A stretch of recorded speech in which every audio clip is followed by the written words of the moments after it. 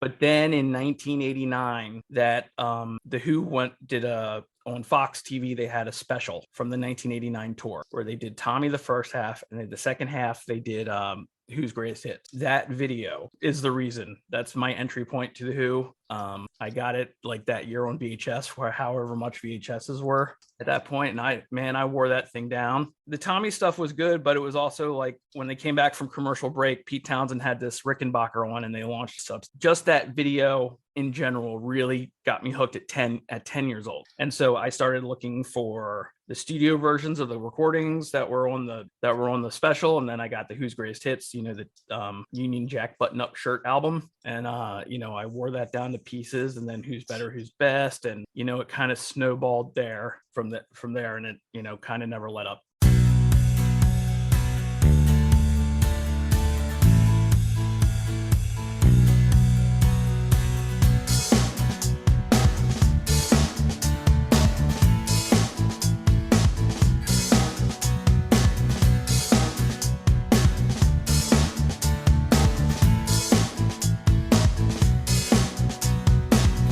Hello, everyone, and welcome to a new episode of Set Lusting Bruce, your podcast all about Bruce Springsteen, his music, and mostly his fans. I am your host, Jesse Jackson. Who are you, and why do you love Bruce? We're going to answer both questions because my guest today is Ethan I. Fisher. He is a huge Who fan. He is a huge Springsteen fan and a fellow podcaster. Ethan, welcome to the show, my friend. Thank you for having me on. It's an honor to be asked. Yeah. So, you do a show on YouTube called The Fisher Protocol, right?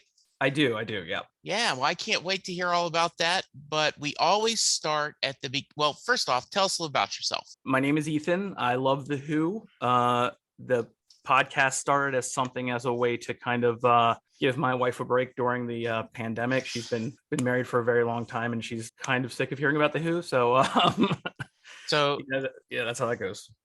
Ethan, I would be a very rich man if I every time a guest, I got $1 when they said, yeah, I'm just so glad to talk to someone else because my wife is tired of talking Bruce, Well, and that's the thing, like, I'm sure it was there. It was definitely there when we met, but it's only got the love and the obsession has only gotten bigger. And with the internet, and when you can connect with people, because there's not anyone down the street that likes the Who or Bruce Springsteen as much as I do. So with the invention of the internet, you can find these people now. So yeah.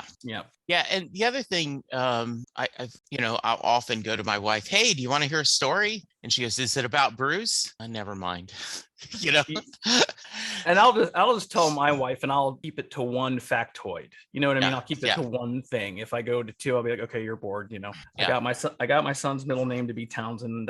That's the biggest win for me. That is a pretty big win. Yeah. The other thing, we have a code. I can't remember which comedian, but some comedian said, oh yeah, I heard about that. It was on the cover of Who Gives an F magazine.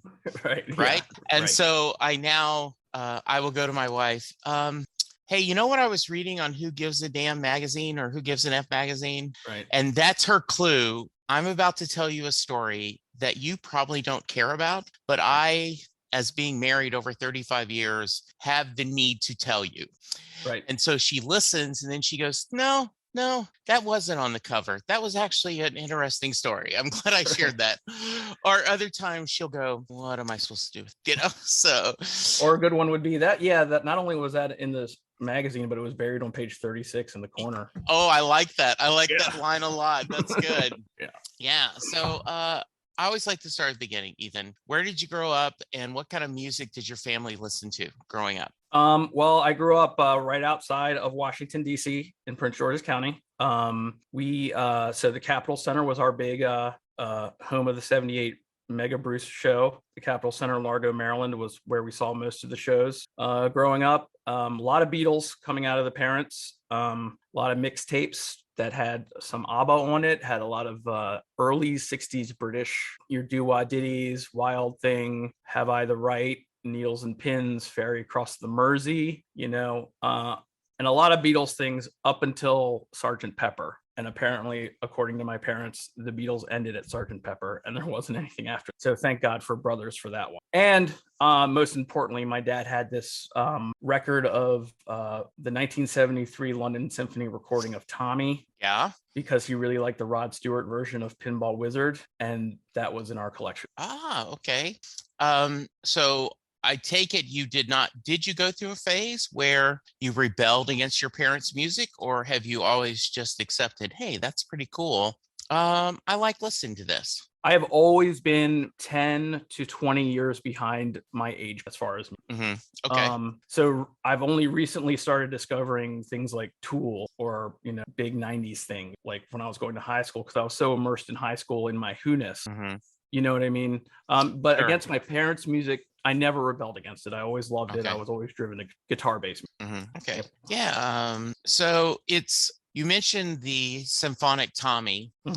So that you've kind of given your answer, but let's kick it. When did you first experience The Who? It sounds like that album, but what about their music spoke to you? And then my part 2 is going to be that same question for Bruce Springsteen, because you have said, hey, Jesse, if it's okay with you, I want to do a double dipper. I want to talk about both in the episode. Well, that was the very kernel. We had the album of the 73 Tommy. Yeah. And I would always look at the pictures and I was kind of taken in by the story of Tommy, but I never really listened to it. Okay. But then in 1989, that the Who did on Fox TV, they had a special from the 1989 tour where they did Tommy the first half, and then the second half they did Who's Greatest Hits. And that video is the reason. That's my entry point to the Who. I got it like that year on VHS, where however much VHSs were. Yeah. At that point, and I wore that thing down. It was the Tommy stuff was good, but it was also like when they came back from commercial break, Pete Townsend had this Rickenbacker one and they launched subs. And just that video in general really got me hooked at 10 years old. Yeah. And so I started looking for the studio versions of the recordings that were on the special, and then I got the Who's Greatest Hits, the Union Jack button up shirt album, and I wore that down to pieces, and then Who's Better, Who's Best, and it kind of snowballed there from there, and it kind of never let up. It's interesting. And can you articulate why? Was it the music? It was the words? What's going on? Well, ever since I saw Eric Clapton's 24 Nights, I was ensorcelled? I don't know, by the guitar, just in general. And then when I'm not really sure. First of all, was the musicians. A lot of it had to do with watching Simon Phillips on that special. Yeah. And just, Roger Daltrey breaking the tambourines in like the first 2 seconds of the overture. I don't know what it was. And I don't think it was necessarily Pete yet, because he was doing that. He was doing the acoustic thing on, right? At that time. So when I finally started to look into the history and I heard the noise and I heard the thunder they brought, it all changed there. But it's very much as I grew into my teens, they spoke to this angry young man thing that I assume we all get at some point. An angry young woman thing too. And I kind of held on, and when I saw what Pete Townsend was about and the way he wrote for his audience and the way his writing for his audience matured as I did, as I got older, when I turned 16 and I heard that the Who were going to get back together again, because I assumed they just never were. The biggest joke in rock and roll music, right? Like the Who is not getting back together again. And I got a chance to see them in Quadrophenia. That's when I introduced myself to Quadrophenia. And when a person that loves the Who finds Quadrophenia at 15 or 16, this man jumped inside my head and wrote what I was thinking. So, and that just continued on. And as I got older, his solo work also spoke to me. And now if you listen to something that Pete Townsend did lately, later, All the Best Cowboys Have Chinese Eyes, which we just reviewed on our show, or anything, that speaks to me at the age I am now. So that's why Pete Townsend, that's why you're muted. Of course I am, as I try to be a polite guest, right? Yeah. So, okay, let's flip around and let's talk about Bruce. Okay. So when did you first discover Bruce, and what about him spoke to you? Well, when it was, when the big box set came out, the big live E Street Band box set came out, I remember dancing with that with babysitters. Okay. Sure. I remember having a chance to see him when the E Street Band were off, but I didn't get to go to that concert. and so I held that chip on my shoulder because my family got to go. Okay. And I finally got to go see the 1999 tour Okay. in Washington, D.C. And I have a bootleg of it if we're allowed to talk about those somewhere. Sure. And I remember he wore a blue shirt. And, that in 1999 live in New York City, that just, I don't know, it was the sound. It was the 3 guitars. It was, I remember listening to that album so much. And as much as I love The Who, I haven't played along with my guitar to any album more than I've played to Bruce Springsteen live. Wow. Yeah. And that's a lot. And my wife has heard Prove It All Night way more times than she ever wants to hear it in her entire life. And I was enamored by that song so much. I became a Prove It All Night connoisseur. Every time I was going to the show, all I want to hear is Prove It All Night. One time I went to see him at, and I don't remember, it might have been 2016. Yeah. Whatever year they brought back the 78 intro. Yeah. And he opened with it at Nationals Park in DC. Yeah. And I was like, okay, I can go. I mean, of course I stayed and I wanted to stay, but in my mind, I'm like, I could leave now and be okay. Yes. You know what I mean? Yes. So I'm a Prove It All Night chase. But it's that guitar sound. It's the fact that, he does the same thing Pete does, except for the American blue collar person of a certain generation. Yeah. Right. And just that band, you know what I mean? I'm a lover of guitars. I'm a lover of guitar nerd stuff. Noel Lofgren is big with guitar nerd stuff. I mean, the band is so powerful. And just to go back to that album again, I can't not point out that how much that Lost in the Flood means to me from that Live in City concert. Why that song? His body hit the street with such a beautiful thud, and the drum roll after that, and the way the band sounds and the tightness of the band. The Who, they're not tight, but that's what we love about it, right? The Who is sloppy. The Who, their big thing is there's microphones in the air while they're supposed to be in front of your mouth. There's windmilling arms when the mistakes happen with The Who. There's nothing more perfect than that Lost in the Flood to me musically. It's tightness as a band. I just love it. Ethan, I've never had anyone bring that up before, but that's a really good point.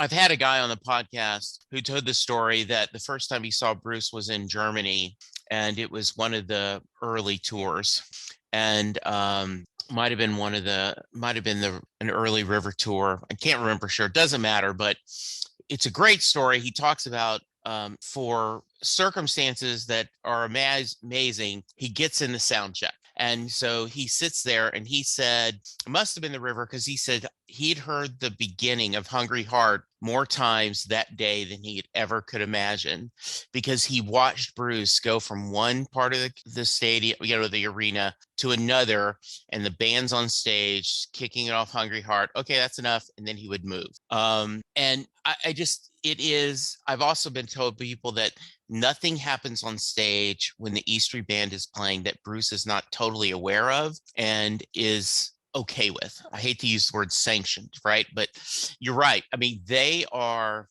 we had a couple of guys that were doing a podcast for a while, and they jokingly, tongue in cheek, said, I just think the E Street Band should be just a cover band. I just think they should tour and do nothing but cover songs. They would be the greatest cover band in the world. I so disagree with that. Okay. Simply because the covers aren't my 100% favorite part.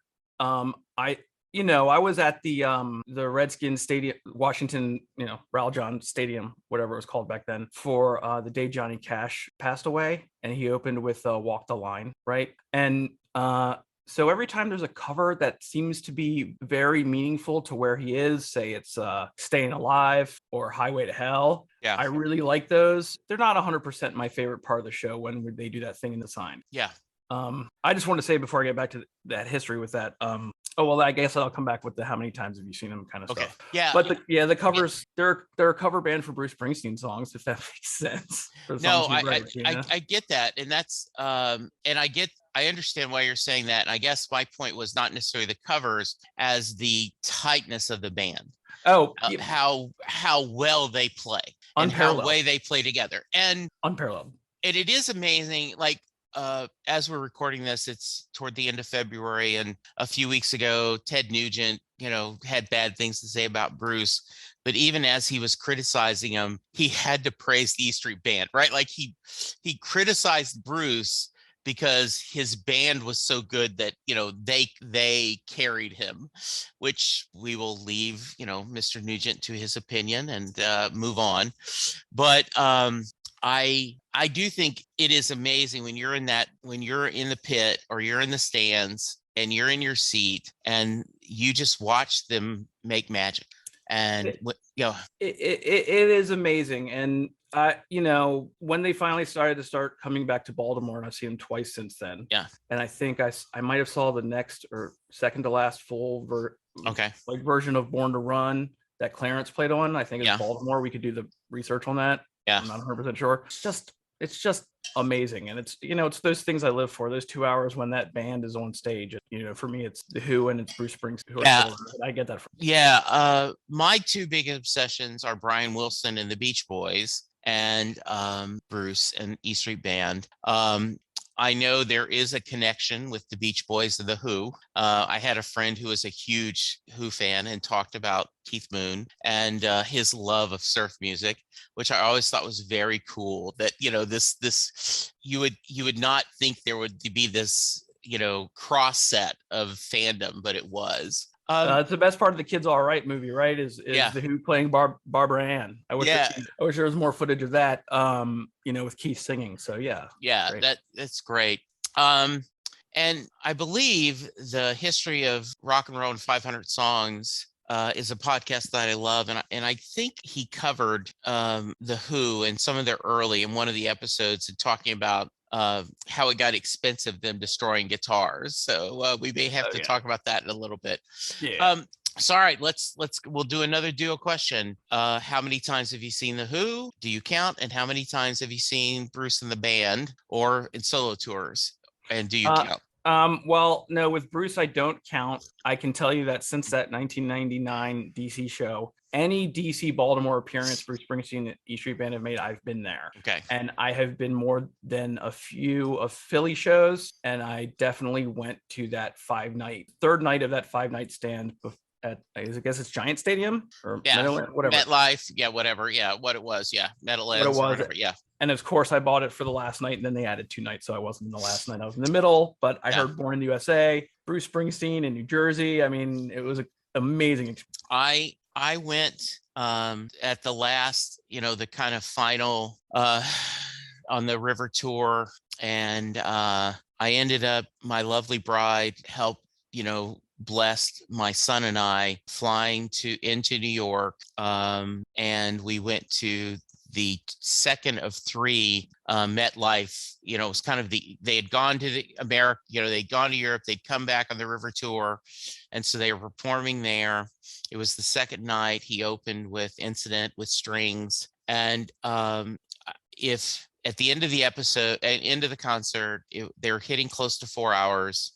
They did Jersey Girl. The couple got engaged, got on stage. You could see it on YouTube. And they played fireworks during the end of Jersey Girl. And I went, I've had enough. This is the first show where I'm like, one more, Bruce, one more. I was like, I have gone to the all-you-can-eat buffet. If I have one more bite, I'm going to be sick. I was sated. And then, of course, the next day I was like, damn, I'm ready to see him again. But for that one moment, I was like, this was greatness. My favorite moment, and I'll get to the Who thing, my favorite Bruce moment that I remember was being at that Philadelphia Stadium, New Philadelphia Stadium, before the Eagles even played. He was doing rising shows there. And me and my friends drove, and we were in the very highest reaches, all far away. But this man worked out, and you can find online the going down for the first time in 20 years. Wow. He worked it out right on stage, and they did it for the first time in 20 years. I'm going down, and I lost my mind. He did the same thing with Pink Cadillac like the next weekend, but that was. Yeah, my moment for that, and couple of things. I was at the Nashville show where they did a double. They did Burnin' Love into I Can't Get No Satisfaction. And my friend, when I got back to work, said because somebody's daughter had the Stones song request, and my buddy Eddie said, no way your kid is going to a Bruce show with a sign asking for something that isn't from the E Street Band. He says, I could just see you as a father. Nope. Shh. we're not doing this. So I assume the parents must have that same Rolling Stones, Springsteen kind of connection like you do with the Who and Bruce. But I enjoy whatever they play. I am not a snob. Whatever they play, but I do every once in a while think about, if it's a cover, what am I missing? Like, would I have gotten Daniel's Den, or would I've got This Is Your Sword, or the one cover I'm chasing because I'm from Louisiana is Jolie Blanc. I just love that song, and I love that when you talked about he was in Australia and it was a sign request, and right there on stage they figure out, okay, how we're going to do this. So I'm not. I don't mind the covers, but I do every once in a while, like, it's okay, Bruce, let's grab something from let's do a cover of a song you haven't done. I want to, I don't know if I seen it on YouTube or I was there, depending on what the city they were in, but the day, I don't remember, like the day after Glenn Fry died, he just take it. I love that kind of stuff. Yeah, I did too. I was the night he opened the tour in Pittsburgh. David Bowie had died, and he opened, on the encore, he did the Bowie song. And then I knew Broadway was going to be different when Tom Petty died. And then it was, I think it was the official opening of Bruce on Broadway, Springsteen on Broadway. And he didn't do a Petty song. And I went, oh, this is going to be different. This isn't a regular concert, because if it had been a regular concert, a Petty song would have made it in there. Yeah. And I think for the Broadway thing, I think, they gave him strict Broadway rules that you have to follow if you want to be considered a Broadway show. Mm-hmm. Otherwise, it's just concerts at a Broadway. Exactly. Yeah, I agree. And he wanted it to be a Broadway. I will tell you, he does this so well that when Merle Haggard died, which was in my father's top 3 musicians that he loved, I was a little sad he didn't do a Haggard song. And I was like, that's unrealistic, Jesse. I mean, you can't expect Bruce to do, when he's touring, anytime someone dies, like, okay, man, let's figure out a song. But I was a little disappointed I didn't get Mama Tried or, something from that. Right on. So we'll get back to other questions, but you reminded me, I was in Houston, and Matthew Akon, who has been on the show, had a sign request for One Step Up. And he had mentioned that had not been played by the full E Street Band since like the late 80s. Yeah. And that's also on YouTube, where he gets it. And Bruce says, "You have made your bed, sir. We do not know this song." And he plays it, and, you hear him, band, come in softly. And that was one of my, just to see, I love Tunnel of Love. It's a great album. And to hear him do something like that off the spur of the moment was pretty special. Awesome. That is awesome. Yeah. Yeah. All those special one-offs are really great. Yeah. All right. So talk about Who. So, all right. Yeah. And before you answered, I missed I always make this statement so if you are listening to the show because you love Ethan, I always preface when I ask about seeing someone live is, I don't think the amount of times you've seen someone perform live is a fair barometer of how big of a fan you are. There are people that live on the East Coast that have the opportunity, they found Bruce in the middle 70s, and they have gone to upwards of hundreds of shows. There are people that only found Bruce a couple of years ago, and they've never had a chance to see him, and they could be just as big a fan. So I always like to throw that out there. But the Who. Well, before you say something, this is kind of a thing that's close to my heart, because recently in 2010, I became a massive fan of the band Florence and the Machine. Okay. And you get inside that fan base, and the people in that fan base do not look like you and me. They are much younger. Yeah. They are generally female. Yeah. And, that's their person. But I got involved in the fandom a little bit online, and you see this thing come out where it's like, if you don't see them live, you can't be a real fan. That's absolute utter BS. Yes. Like, if it's you and the CD and your feelings in your room, you're just as big a fan as me. I'm just really lucky. And fortunate that I get to go to these shows. So in no way does it make you a bigger fan or a lesser fan, the amount of shows you see.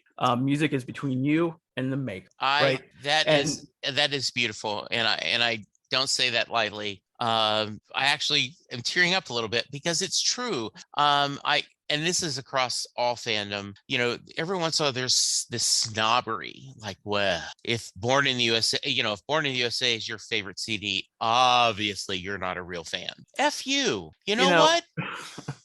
Listen, I was working in Northern Virginia when I was 19, and it was or 20, and I was in the height of my Bruce Renaissance or whatever. And these people, and I worked at a bicycle store, and these people came in, and he had a Bruce Springsteen shirt. I started talking about it, and the lady was just like, "Oh, we go to all the shows." "Oh yeah, well, I went to this one, and this one was really good." "Oh yeah, we went to that one." "Oh yeah, no, we go to all." Yeah. I've never been so annoyed at someone's deterioration of what music should be and what fandom.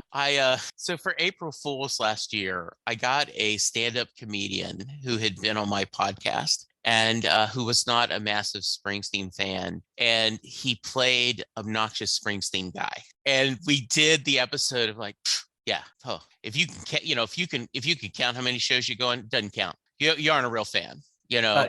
And he played it to the max, and then we ended the episode, and I said, "Hey, April Fools," and then we talked to the guy, and because I know those fans, that, and I have love in my heart for them because they know I'm sure their love is real, to quote Bruce, right? But it is kind of, I have two younger fans that are both in their, like, one of them isn't even 21 yet, and the other one just turned like 23, and they had never seen Bruce, but they were massive fans, and they both got to go to Broadway this last time, and that was their first chance to see him, and they were so thrilled. But I would put their fandom against anyone, Oh yeah, and then the only reason why I mentioned the Florence and the Machine fans is because so many of them are so much younger, and they don't have the opportunity, and they started feeling bad and say,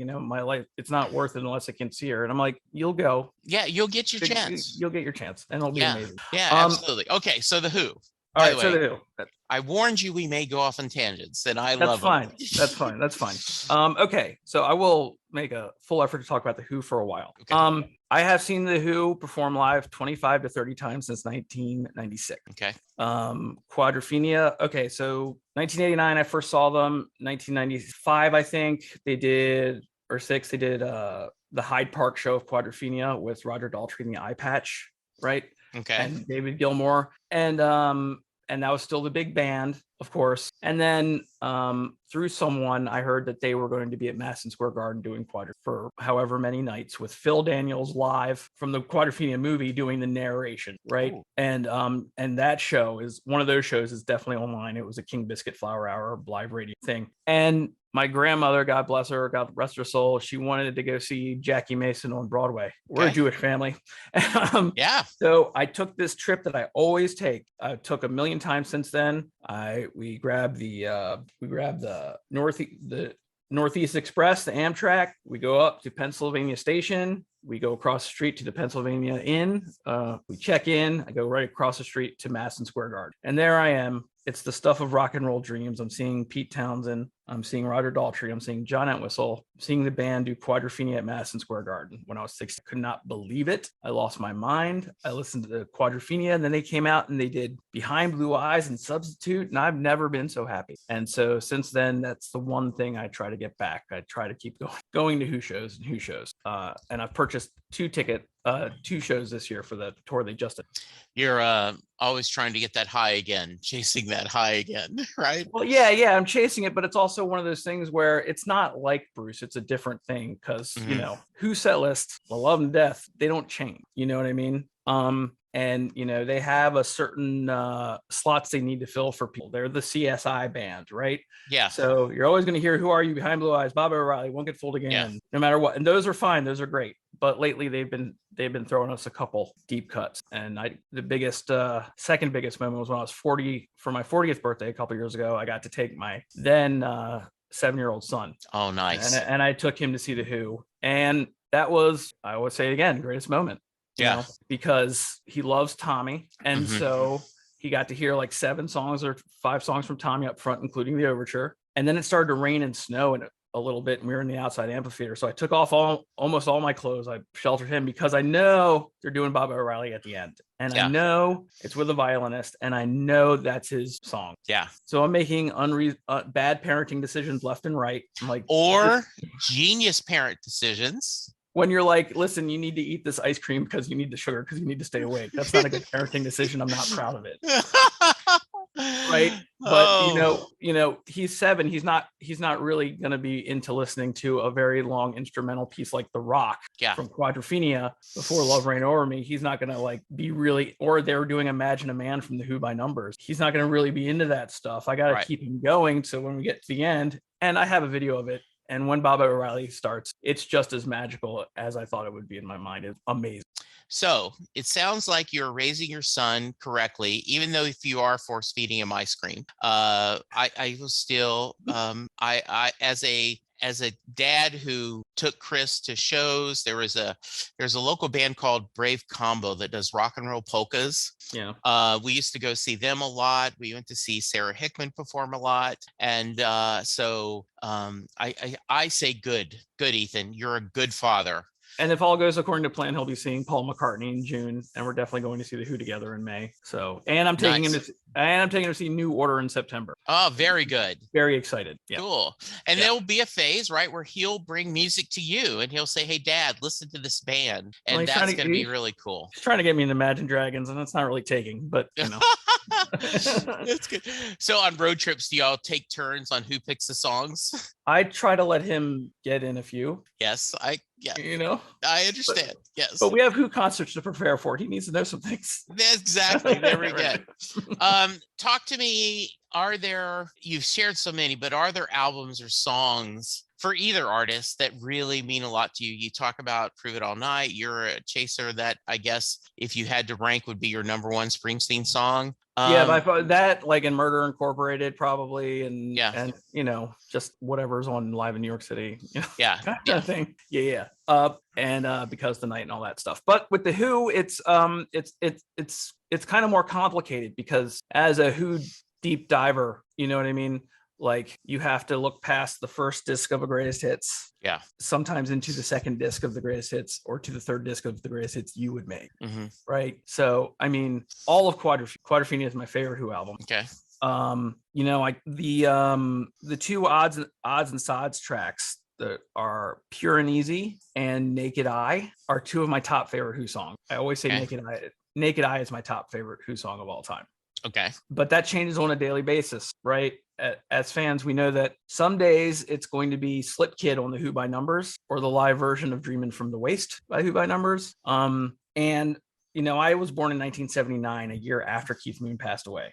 Okay. So I can never be a Who purist. The internet is full of Who purists that, you quit the day after Keith Moon dies and you never go back. And there's a whole group of fans that got into them with the Kenny Jones era. And sometimes we're a little bit at odds because I don't really enjoy those albums very much. Okay.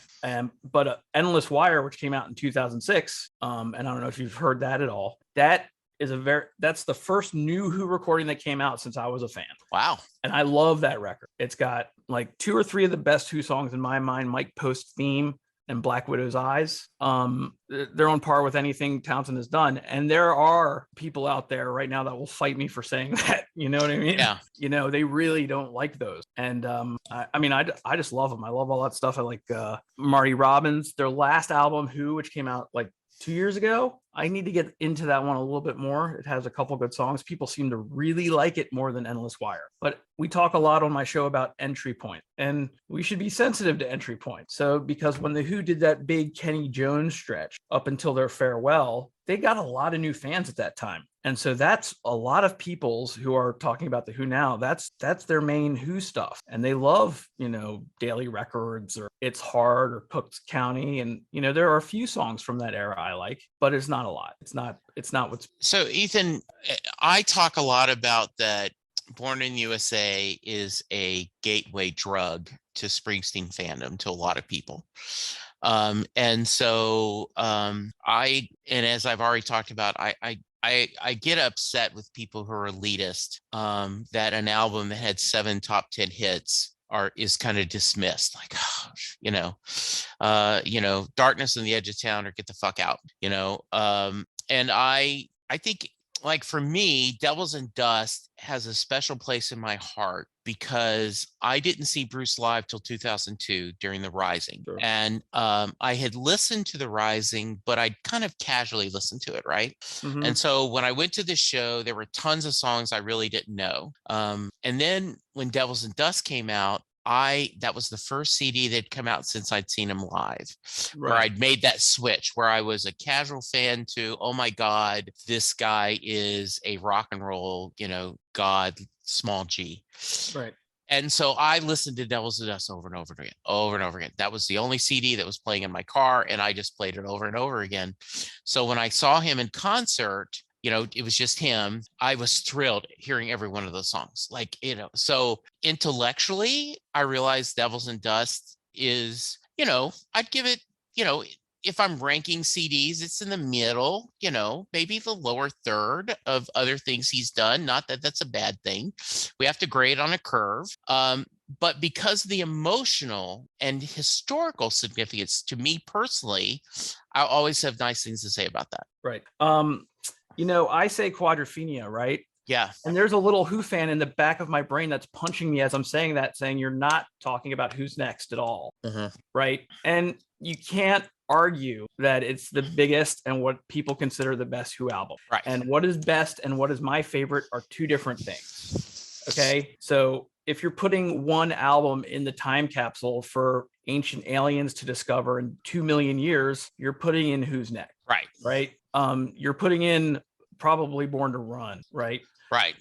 But I love Magic. I don't know why I love Magic. I love Magic. I love every song on Magic. It hit me in a weird way. I don't know what it was, but I could give or take working on it. Yeah. I'm not the biggest Working on a Dream fan either. Half of High Hopes I love. The other half I went, Magic, I agree. I was able to see Girls in Their Summer Clothes once.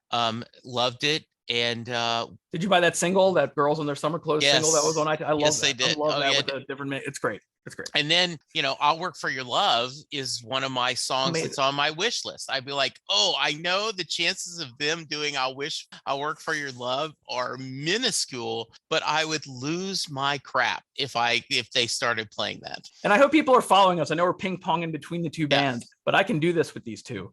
Yeah, you know exactly. What I mean? So also I wanted to mention the album Who Are You? Yeah. One of my favorite all-time songs is the song 905 on that, which is a John Entwistle Penn song. Okay. And we're doing a lot of John Entwistle like Penn album reviews on my channel right now. On Who Are You, like the song Sister Disco and Music Must Change. Those are also amazing. My big go-to songs. And for early Who, Pictures of Lily, of course. A Quick One While He's Away, of course. And Early Morning Cold Taxi. I just wanted to mention those Who songs.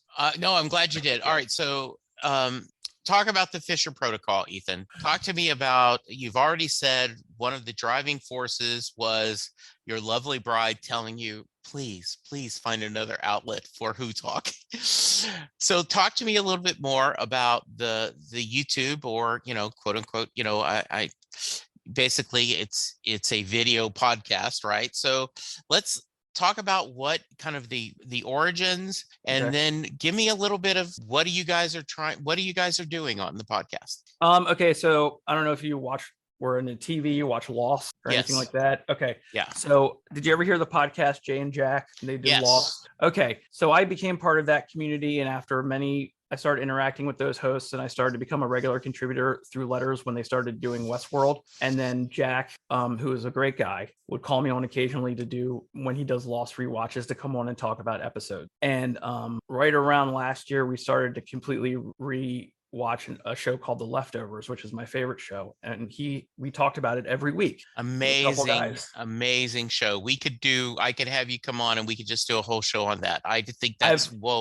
I've covered The Leftovers in full twice completely. So, and I still watch reaction videos every week. It's my favorite show. But that being said, I will need to see that again. Before I want to go, did you like Lindelof's Watchmen? I love it. Yeah. Did you like it? I just to think about, and I love the Watchmen graphic novel. I read it every couple of years. Someone asked me on Twitter, someone asked the general public, oh, do you ever read a book more than once? I'm like, I often read The Godfather. I go back and read The Godfather every few years, Yeah. and definitely Watchmen every few years, and every time I learn it. And I was happy with Snyder's movie. I liked it. I liked it a lot. And so I'm going into this. I'm like, okay, I love Damon Lindelof. I love the source material. This should be good. And then it was great. I mean, it was. I thought the bar was going to be here, and from my personal opinion, it went even higher than that. It was so well done. I'm just going to describe the room I have that I'm in right now. Yeah. Who posters everywhere, as far as I Yes. can see. Who coins, who autographs, 3 who autographs, by the way. Yay. And that's a story. Who coins, everything to who. Over here, Florence and the Machine poster wall, completely. Okay. Over here, some leftover stickers. On this wall, I have a Deanna Troy poster. I have a Leftovers poster. I have a Lost poster, and I have a Watchmen poster. Nice. On this side of the wall. So I have Regina King up here looking at me as Sister Knight. I love that stuff. I'm a Lindelof stan, as they would. Absolutely. So, but that being said, are you okay on time, by the way? Yeah. Okay. All the time in the world. Okay. My wife's birthday. She took my son to his basketball game. I'm good. Good. And I got words. They just keep coming. Yes, they do. So, but Jack, okay, he put this thing together on Crazy Hank TV, and you can go see us talk about The Leftovers every week for almost a year. And, but by then, if you remember, since you are familiar with the show, I'll go into this detail, which you might want to cut out because it's really minutia. The first time I was covering it with another friend of mine, we were talking about in that next to last episode where Kevin Garvey goes into the hotel world. He becomes the most powerful man and his identical twin brother, and he has that key installed. In fact, I'm wearing a Leftovers podcast t-shirt right now. Nice. He wears he has the key under the breastplate of the other Kevin, so he can go in it as the nuclear deterrent. The name of that nuclear deterrent is the Fisher Protocol. Ah, okay. So when I heard that, I was like, my last name's Fisher. That's what it'll be about. And actually, the first episode of my podcast was actually about a Florence and the Machine record, not a Who record. I was not comfortable speaking so much about Florence and the Machine after I did the tough analysis, because a lot of her, as much as I am drawn to her as a personality and as a singer, I can't articulate what she's talking about. But I could do that with the Who. So I got my friend Tom, who I met almost 20 years ago now when I was working at a guitar store, and he wore a Who shirt, and I came in and tried to sell him a guitar, and we talked about the Who for hours. Mm-hmm. We've kept in touch. He came on, and then we just said, do you want to come on and I want to start something, and we'll talk about Quadrophenia, and we'll go song by song. And that first Quadrophenia show was like an hour and a half. We didn't know what people want on YouTube. We didn't know how detailed we wanted to get. And then I asked Scott Smith, who ran the very first Who web ring back in the 90s, if he wanted to come on. And then we just started doing album reviews. So it's just Who album reviews, but then little things pop up in the news. Sometimes we talk about it. They're not my favorite. Like if an artist like Phoebe Bridgers goes on Saturday Night Live with a skeleton sweatshirt and smashes a guitar, I see that as a heavy Who influence. Yes. And I want to talk about it. So that's when I did that. I will tell you our favorite, and the fact that I have subscribers at all, we're just about to pass 300, which is not many in YouTube terms. Right. But the fact that there's about 275 people out there that care about what I say about the Who is amazing. And so I kind of doing it for them at this point. Yeah. Our highest rated, almost 2,000 views video is with the author of a Who concert file book called The Who Concert File. And his name is Joe McMichael. And he is a fan who, do you know who Irish Jack is? No. Any chance? Irish Jack is the original mod that Pete Townsend based Jimmy from Quadrophenia off of. Okay. Interesting. Joe McMichael wrote, and Irish Jack wrote the Who Concert File, which is a catalog of up until the mid 90s of every Who show. Mm-hmm. Every set list, whatever. And he came on, and that was a huge thing for us. And we got letters from Irish Jack telling us how much, was happy to contribute and help. And so that was really, really nice. Unfortunately, sometimes if I dip to negative, which is not my favorite thing to do, I've done it twice and it's not really negative, but there's the reason why I started this was really I have a permanent Stone Zeppelin chip on my. I like those bands. Mhm. Be very clear. I like those bands. But as a Who fan, I am constantly disappointed with their ranking amongst those bands. I don't know why. They're bigger fandoms. They're more ferocious fandoms. But I think The Who is by far and away a better band. I think the songs mean more. And this is just a personal opinion. Yeah. But I do have a constant chip on my shoulder about it. Because my brothers are Rolling Stones. There you go. And I'm like, okay, but it's only rock and roll why I like it. That's great. But Pete Townsend is exploring the mysteries of my brain in his lyric. You know what I mean? He's not talking about Gollum or walking through Mordor or, it's only rock and roll and I like it. Yeah. Nothing wrong with that. I get that. I had tongue in cheek past couple of weeks on Twitter. There's been, Twitter polls, which I realize are not important, but like, who's the best bassist? Who's the best drummer? And I retweet and go, hey, why isn't Max Weinberg getting any love? Hey, and I think how about I think I responded to that one. Yeah, exactly. Yeah. Right. Yeah. And I was like, he just works for 3.5 or 4 hours a night and goes home. He's not good at all. Yeah, exactly. So, but no, I was going to say the only reason why I mentioned the Rolling Stones thing is because I did one video where it's like the Who versus the Rolling Stones. And I only did that because I felt like I could talk adequately about the Rolling Stones and what I thought the differences were. I don't feel that way about Led Zeppelin, so I'm not going to make that video. I'm not confident talking about it. Yeah. And I, guys, understand this is all out of love. You can, like I always say when people push me, or not even push me, like I am not a Doors fan. I don't get it. I don't dislike it. It's music that I'm like, oh, okay. I don't care about. And I will get a little bit of hate, like, oh, how can you know that? I'm like, no. It's not my cup of tea. That doesn't mean it's bad, right? There's 3 categories. There's like, I like it, I don't care about it, or I openly hate it. Yeah. Right. And there's a lot of bands I openly hate. Yeah. I'm not going to talk about it now. I don't want to. No, because we don't want to add some hate. No. But yeah, there is that. Yeah, there is like, think about one-word bands from the 80s. Anyway, go ahead. Yes. Anyway. So let's. But I just want to say real quick. Yeah. We did a top 10 best Who covers and top 10 worst Who covers. Yeah. And our biggest video by far is top 10 worst Who covers. Oh, I'll have to check that out. Weird. So the Who versus the Rolling Stones and the top 10 worst Who covers. Okay. People really enjoy the negative shows, and it's kind of disheartening sometimes. It is a little disheartening. Yes, it's a little disheartening. But I just want to say we really do try to keep it to music because I'm not interested in hijinks. Yeah, I'm not interested in hotel room destroying. Where do you rank the Who in Super Bowl halftimes? This also got me into trouble. Okay. If I need to skip it, I can. No, you don't. No, you don't need to skip it at all. Like 2 years ago, everyone was talking about the Super Bowl. So since I talk about the Who, I felt the need to say, it's not my favorite. And you have to understand a lot of it goes back to that concert for New York. Yeah. Okay. The concert for New York, 9/11. The Who came in and proved to the world that they were the Who, right? This is like the best almost post Keith Moon Who has ever been. Okay. You watch that performance, it's mind-changing. The next day, people are looking at you differently because you've been talking about the Who forever, and they did this thing, right? The Super Bowl, biggest stage in the world, and it's the same thing. It was just the opposite feeling. I don't think it was great. Okay. And somehow it got back to one of the musicians that helped them record the backing for it. And you know what I mean? And I was just like, listen, I didn't get into this to like talk to the musicians that play with the Who about why I didn't like a performance. I'm not trying to be nitpicky like that, but it's not my favorite performance of theirs. Yeah. Being a Springsteen fan, of course, I loved seeing Bruce perform but I always, when everyone says, even the Springsteen fans, oh, you're forgetting the greatest halftime show. And I always go, well, Prince or U2 may have something to say about that, because U2 after 9/11, that it was the first time they just put a band on stage and let them perform, the power of that. And then freaking Prince is playing Purple Rain in the Rain. I mean, it just, it doesn't, and that's one of those things where it's like, you can't plan for that. They didn't plan for rain. Yeah. And I just watched that recently because of everyone was talking, and him behind that purple thing playing the guitar, that's his symbol. Yeah.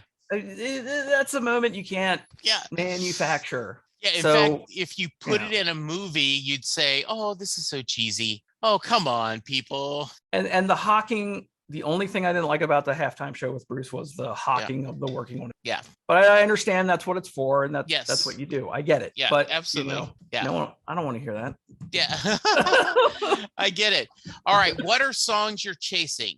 Let's do who first. Are there songs that are on your wish list that you've not heard live or only heard once that you want to hear again? Okay, so I got very lucky. I've been very lucky in my life. I've seen Naked Eye numerous times. Okay. Which has been huge for me. I when they were doing the Who Hits 50, I even got to hear a quick one while he's away. Mm-hmm.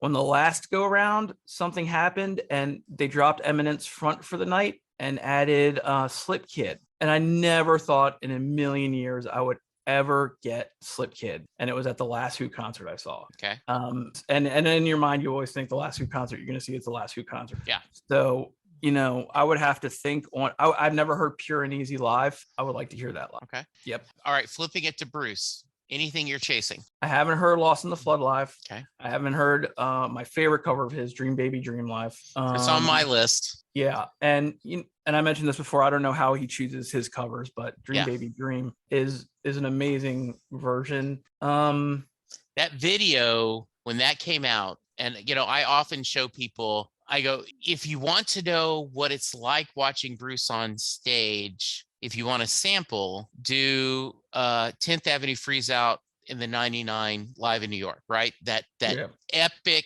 where he's telling the story and introducing the band. I said, if you want a sample of what kind of magic you're going to see on stage, watch that. If you want to see what it's like as an audience member, watch the Dream Baby Dream video. Right. Yeah. Awesome. Yeah. I love Patty's little section in there. Yeah. I know some people don't. I love it. I do too. Yeah, it's great. No, I've been very lucky with the songs I've gotten for all of this. So yeah. That's really good. What sounds like there's some story about autographs. So please tell me that. Oh, the Blues to the Bush was the 1999 live album that came out, and it was back when .com thing was blowing up. And they went on, the Who went on tour, and they shared a road crew with the Black Crowes and Jimmy Page. So one night it'd be the Who, the next night it'd be Black Crowes and Jimmy Page. And the music.com put that out. And my best friend, Jennifer, happened to be working for musicmaker.com as their head accountant. So I didn't get these personally. She got them for me, but she wasn't able to go backstage. She, with her own force of will, got herself backstage with the people from the music.com. And I got pictures of her doing it, but it says Ethan Pete Town. Nice. And John Entwistle and Roger Daltrey. So, I mean, that's my autograph story. I got this from John Entwistle myself at the Black Cat. Okay. So, have you gotten to meet any of the E Street Band's members? No, because I have to make a decision what merch I'm going to get from where. Yeah, sure. Because if I don't, as you see, it's a problem. Yes, absolutely. I made a very specific decision to start buying Florence and the Machine poster. You can collect stuff of hers as long as it's a poster. Yeah. So Bruce, I'm not really a big autograph hound. Yeah. You know what I mean? Sure. Because this thing to me might be worth some money, but it's 100% priceless. Yeah, absolutely. You know what I mean? Sure. So downstairs, I did try to collect all the patches from the river. Okay. And if I buy anything from Bruce, it's the live shows that but I would love to get those river tour posts. Yeah. As you can see my background, I was able to pick up a few from the shows I went to. That's very cool. That's very cool. All right. Before we get to the Mary question, anything I should have asked you that I haven't? I just want to mention that we just recently added a new co-host to the show. Okay. She's as you know, after doing these things for a while, it helps to get some kind of new energy in the room. Yeah. And she's definitely, new energy, and she's helping us out. And we're doing some John Entwistle reviews coming up. And, I don't know how much longer this thing is going on, but it's definitely going to be through this year since there's so much Who activity. Okay.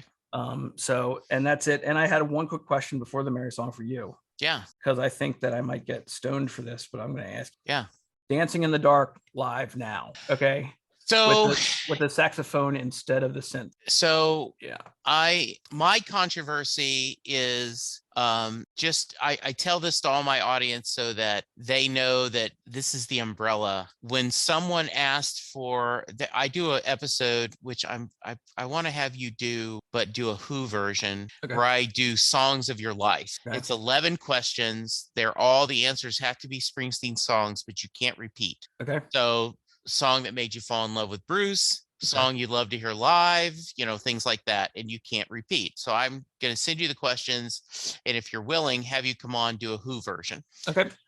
So the song I put that I hate / don't get is Jungle Land. Okay.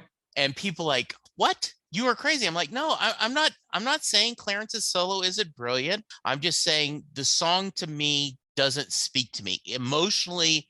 It doesn't touch me. I mean, when I heard Land of Hope and Dreams live the first time, I had tears in my eyes. Sure. I just, another great live in New York City. Oh, amazing. Yeah, absolutely. Amazing. Did not need to be recorded, in my opinion. Yeah, this is Land of Hope and Dreams. And my hair raises just hearing me do a bad version of him doing that line. Sure. Sure. Yeah.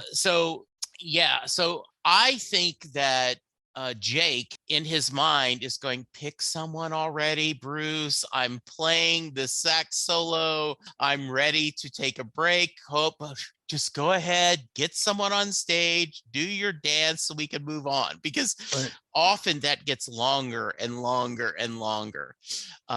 I don't mind it, but then I don't care that the kid comes up and sings Waiting on a Sunny Day. I mean, well, no, I'm not asking about the sax solo. Okay. I'm asking about the main thrust of the song on the record is the synthesizer, but that part seems to be taken over by the saxophone when it's live. Does that make sense? Yeah, it does. Am I crazy? No, I think so. And that doesn't bother me. Why? Does it bother you? It bothers me a little bit. Okay, that's not because that. Just because, but I got to tell you, I love The Who and I love Bruce Springsteen. Yeah. But there's nothing I hate more than Traffic. Yeah. Nothing. Okay. And so you might know where that conversation's going. Yeah. People are smart. They can figure it out. I haven't heard Dancing in the Dark that much. Okay. That makes sense. And that makes me a sacrilegious person on many levels. I understand. No, not at all. Yeah. All right. I hate Traffic. Anyway. Okay. If you are listening to this podcast because you follow the Fisher Protocol, by the way, great thought. I was into this podcast 3 years when someone said, the guys who do Bruce Springsteen in alphabetical order, the alphabetical Bruce Springsteen, JB and Rod got to Jackson Cage and they said, why did Jesse not name his podcast Jackson Cage? And I went, now you tell me. Damn, that would have been perfect. No, it's like Fisher Protocol. It says nothing about The Who. Yeah. But now it's known as, so I actually have hats and I made some shirts. Yeah. All right. So if you are listening to this because you follow the Fisher Protocol, thank you so much. I appreciate it. I hope you have enjoyed Ethan and I talking. I end every podcast with the Mary question. Jay Armstrong, writer of a new book, Bed Stories for the Living, is a retired honors English teacher from the Philadelphia area.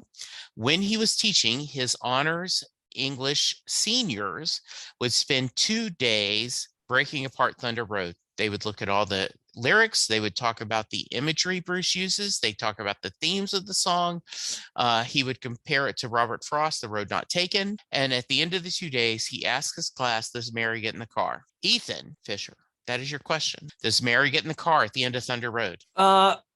If this is supposed to be a yes or no question, it's not, because I never thought about it. Okay. Well, and actually, as I talked before, the worst answer is yes, she gets in the car. Yeah. Okay.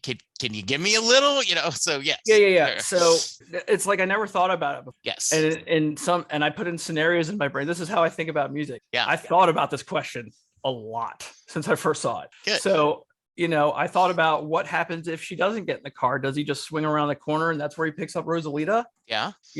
Or does he go off? I mean, because it follows this trajectory through his album in my mind. Right. And at some point he ends up, working for the Johnstown company, and Yes. things aren't happy. So the answer is yes, she gets in the car, because if she doesn't get in the car, I don't know what I can do with my life. My whole life is different if she doesn't get in that car. Now I really think about it. Okay. Birds don't sing, children aren't happy if she doesn't get in that car. She gets in the car. Maybe she's upset that you just told me that I live in a town full of losers. Yes. And maybe that causes friction down the road. But right now, she gets in the car.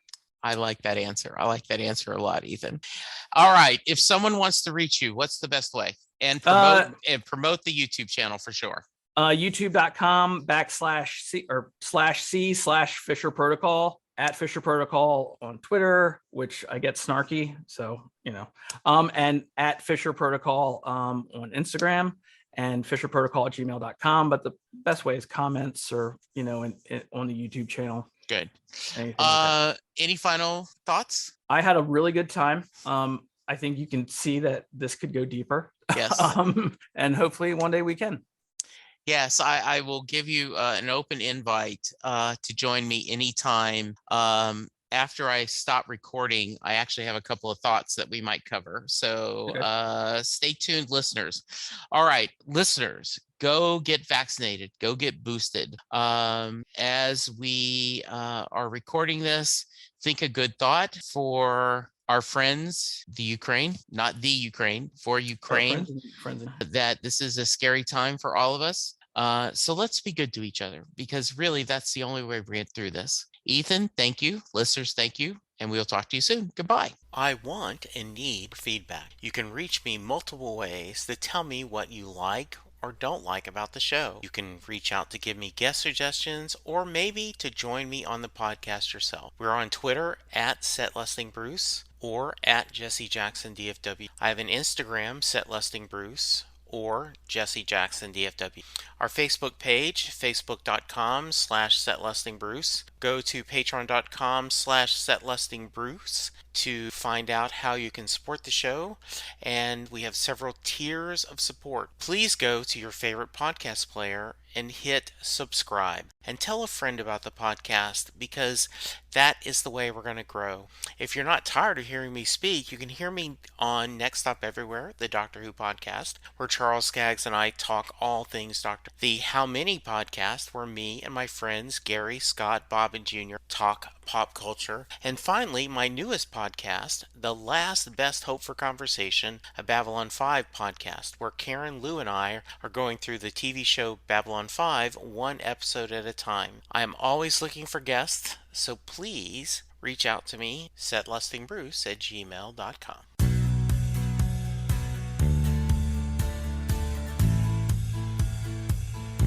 You just heard the fun-talking, hard-rocking, music-loving, album-ranking, fan-thinking, joy-spreading, lyric-reading, story-sharing podcast that is the one, the only, Set Bruce.